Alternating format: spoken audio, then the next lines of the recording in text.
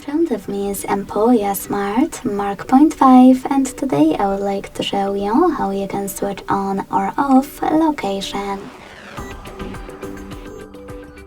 Begin by going into Tab menu and looking for location shortcut. When you find it, click on it. As you can see, location is now off. If you want to switch it back on, click on the same no gray shortcut.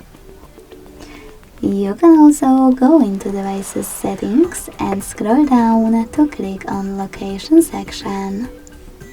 Then tap on this switcher next to Use Location to manage it.